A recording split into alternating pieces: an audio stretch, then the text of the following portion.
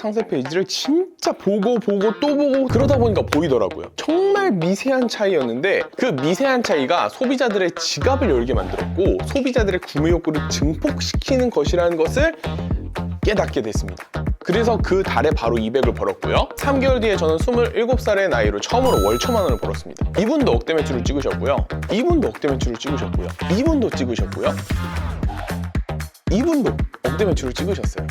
여러분들도 충분히 가능해요. 본업보다 많이 버는 부업의 첫걸음 세컨드리치입니다. 제 소개를 간단히 하자면 저는 현재 스마트 스토어, 마케팅 대행사 그리고 컨설팅을 하고 있는 32살의 세컨드리치입니다. 세컨드리치라는 이름의 뜻은 부업으로 월 1,000만 원을 버는 부자가 되자는 뜻입니다. 지금까지 제가 살아온 나날들이 바로 부업으로 월 1,000만 원을 버는 삶들이었거든요. 세컨드리치 그 자체였던 거죠. 저 같은 경우 월 1,000만 원을 벌었던 것은 27살이었습니다. 많은 분들께서 어떻게 20대에 온라인 사업에 뛰어들었냐고 물어보시기도 하고 어떻게 월 1,000만 원을 20대 중반에 벌었냐 물어보시거든요. 그래서 이 영상에서 어떻게 벌었는지를 알려드리도록 하겠습니다.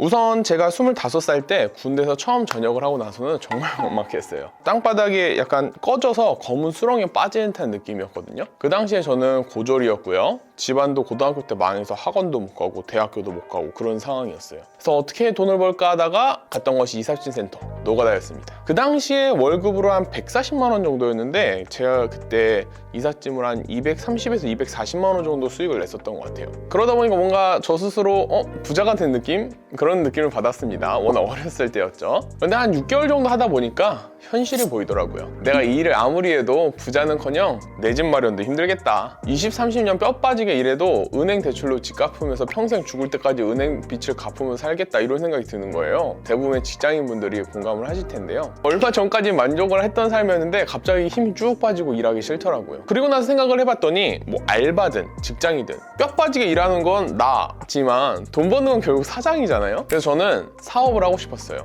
부자가 되고 싶었고 월 1,000만 원을 벌고 싶었죠. 경제적 자유를 이룰 때까지 30년이고 40년이고 평생 허리띠를 졸라 매서 사는 삶은 진짜 생각하기만 해도 너무 끔찍했어요. 왜냐면 저희 집이 망해서 그런 삶을 이미 살고 있었거든요. 그래서 한번 찾다 보니까 이삿짐을 차리려고 했더니 와, 화물차가 진짜 비싸더라고요. 그 당시에 영업용 번호판만 2,000만 원이었거든요. 그리고 뭐 20대에 무슨 식당을 하든지 무슨 카페를 하든지 드는 돈만 해도 그냥 몇 천만 원이 그냥 깨지더라고요. 근데 저한테 그런 돈은 없었거든요.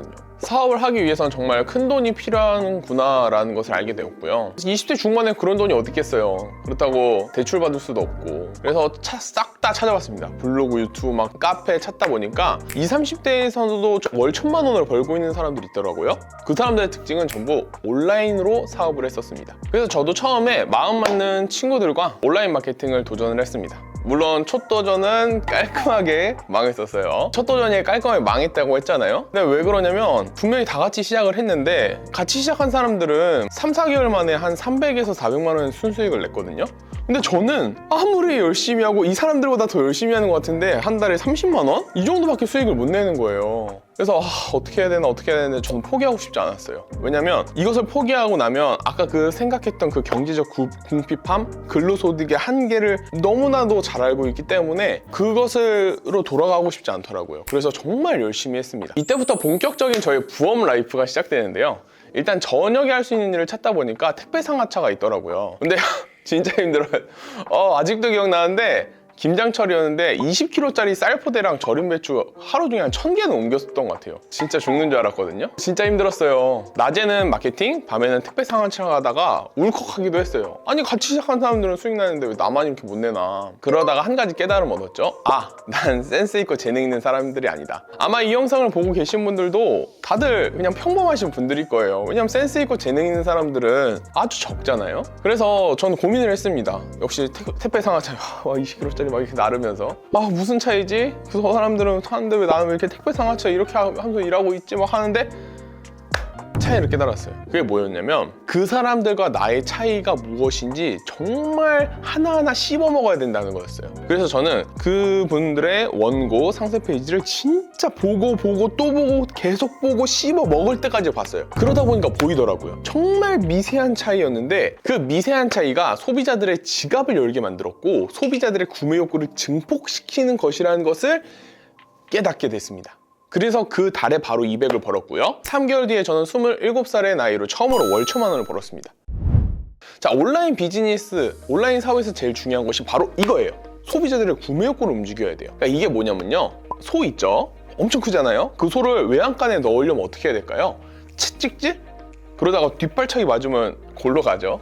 힘으로 밀어봤자 소가 워낙 커서 꿈쩍도 안 할 거예요. 정답은 스스로 움직이게 해야 돼요. 소가 좋아하는 건초를 눈앞에 살랑살랑살랑 해서 이렇게 소가 건초를 먹으려고 이렇게 갈 거고 이렇게 살랑살랑해서 외양간으로 이렇게 집어 넣어야 되는 거예요. 결국에 온라인 사업에서도 똑같습니다. 저는 지금까지 제품을 강조하고 제품을 팔려고 했거든요. 근데 이 소비자가 좋아하는 건초가 무엇인지를 찾고 그 건초가 내 제품에 있다는 것을 어필했어야 됐어요. 어떤 차이냐면 센스 있고 재능 있는 사람들은 그냥 아무것도 안 해도 소비자들이 좋아하는 건초는 이거지? 라고 생각이 드는데 저는 전혀 그게 데이터에 없었던 거예요. 그래서 그것을 파악하기 위해서 정말 분석을 하고 연구를 해야 된다. 이것을 깨달았던 거죠. 그렇게 마케팅으로 월 1,000만 원을 찍은 뒤에 바로 저는 스마트 스토어를 시작했습니다. 마찬가지로 낮에는 마케팅, 밤에는 스마트 스토어를 한 결과 저는 3개월 만에 스마트 스토어 매출 3,700을 내고 순수익도 얼추 3,000만 원 정도를 찍었는데요. 나중에 한 사실인데 다른 분들은 매출 한 3,000만 원 정도 내면 순수익은 한 300만 원? 400만 원 그 정도밖에 안 된다고 하시더라고요. 저 그거 알고 진짜 깜짝 놀랐었거든요. 근데 생각해보니까 그럴 수밖에 없긴 하겠더라고요. 왜냐면 제가 아까 말했던 소비자들이 좋아하는 건초를 찾지 않았어요. 다른 강사님들께서 스마트 스토어 수익을 내는 방법은 3가지로 불릴 수 있거든요. 첫 번째로 미친 듯이 많이 올려라. 그럼 팔린다. 노가다 닭등 전략. 대량 프로그램으로 미친 듯이 올려라. 두 번째는 그냥 엄청 싸게 팔아라. 싸니까 누군가 구매한다. 아니면 경쟁 강도가 적은 키워드를 찾아서 수익을 내라. 이런 황금 키워드 전략. 이런 것들 있죠. 근데 생각해보세요. 여러분들 여기에 건초가 있어요? 와, 대량 프로그램 진짜 기깔나는 거 썼네 이러면서 구매해요? 와, 셀러가 업로드를 1000개나 했네? 진짜 기특하다, 진짜 열정이 있다 하면서 구매를 해줘요? 여러분들 물건을 구매할 때 싸구려 제품을 싸다고 구매해요? 아닐 거예요. 그러니까 그분들 같은 경우는 소비자들의 건초, 소비자들이 무엇을 좋아하고 소비자들이 어떤 포인트에서 구매 욕구가 움직이는지를 파악하지 않으니까 순수익을 적게 가져갈 수밖에 없는 겁니다. 그리고 저 같은 경우는 이미 마케팅이 되어 있으니까 아이템을 셀렉을 하고 효과적이고 더 매력적인 마케팅을 해서 매출과 순수익을 더 증폭시킬 수 있었던 거고요. 그래서 여러분들이 온라인 사업을 할 때 제일 중요한 거는 소비자들이 스스로 지갑을 열게 하는 건초를 찾아야 돼요. 그게 없으면 싸게 밖에 못 팝니다. 전략적으로 싸게 파는 거랑 싸게 밖에 못 파는 건 정말 달라요. 그렇게 제가 스마트 스토어 수익을 내기 시작하니까 다른 분들도 스토어를 알려달라고 막 문의가 굉장히 많이 들어오기 시작했어요. 그래서 그때 컨설팅을 좀 시작하기 했거든요. 낮에는 마케팅, 스마트 스토어, 그리고 밤에는 컨설팅을 진행을 했죠. 근데 컨설팅을 진행하고 나니까 수강생분들에게 과거의 제가 보이는 거예요. 어떤 거냐면 진짜 열심히 노력을 하는데 센스와 재능이 없어서 노력에 배신당하는 그런 지극한 평범한 사람들이요. 그래서 제가 마케팅에서 수익을 내고 스마트 스토어에서 느꼈던 것을 그대로 녹여내서 수강생들한테 가르쳤습니다. 밸류 소싱이라는 이름으로. 그렇게 했더니 열심히 하시는 분들은 억대 매출을 찍으시더라고요. 이분도 억대 매출을 찍으셨고요. 이분도 억대 매출을 찍으셨고요. 이분도 찍으셨고요. 이분도 억대 매출을 찍으셨어요. 저도 그렇고 이런 수강생분들도 그렇고 센스 없고 재능 없고 지극히 평범한, 여러분들과 마찬가지인 평범한 사람들 중 한 명이었거든요. 그랬던 사람들도 이렇게 온라인 사업으로 높은 수익을 낼 수 있었습니다. 여러분들도 충분히 가능해요. 제 수강생 중 한 분은 코로나 때 헬스장이 너무 힘들었는데 스마트 스토어 덕분에 지금 일어나서 엄청 잘 되게 되셨고요. 어떤 분은 스마트 스토어를 3천만 원에 매각을 하고 다시 키워서 5천만 원에 매각을 했대요. 또 어떤 분은 브랜드를 런칭하고 대박이 돼서 몇 억의 브랜드를 판매를 하셨다고 하더라고요. 그리고 저도 그동안 꿈꿔왔던 서울 한복판에 내 집을 장만하고 거기에 월세를 줘서 수익을 내고 있습니다. 그리고 수도권에도 집을 하나 사려고 구리나 별내 이쪽을 돌아다니고 있거든요. 저도 했고 제 수강생분들도 했습니다. 그러니까 여러분들도 하실 수 있어요. 여러분들도 서울에 몇 억짜리 아파트를 구매해서 내 집 마련을 하고 월 1,000만 원 이상의 수익을 가져가실 수 있어요. 그때 필요한 것은 단 하나입니다. 바로 시작하는 거예요.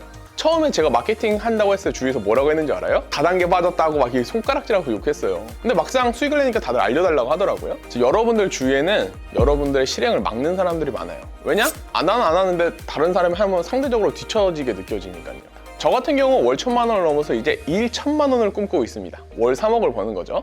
사실 월 1,000만 원만 벌고 싶었으면 계속 마케팅 했으면 돼요. 하지만 저는 그 목표를 위해서 마케팅 대행사로도 1,000만 원 찍었고요. 스마트 스토어로도 월 최대한 한 3, 4천 원도 찍었었고요. 그리고 컨설팅으로도 1,000만 원을 찍었고요. 여러분들은 시작하고 도전하셔야 됩니다. 여러분들께서 온라인 사업, 스마트 스토어나 마케팅으로 수익을 낼 수 있는 더 자세한 내용들이 궁금하시다면 세컨드리치 카페에 댓글에다 링크 걸어놨으니까 한번 봐주시면 좋을 것 같고요. 앞으로도 여러분들이 온라인 사업이나 디지털 노마드에 관한 컨텐츠들을 꾸준히 업로드할 예정이니까요. 좋아요와 구독 한 번씩 눌러주시고요. 알림 설정도 눌러주시면 감사하겠습니다. 자, 그러면 다음 영상에서 뵙도록 하겠습니다. 이상으로 본업보다 많이 버는 부업의 첫걸음 세컨드리치였습니다. 감사합니다.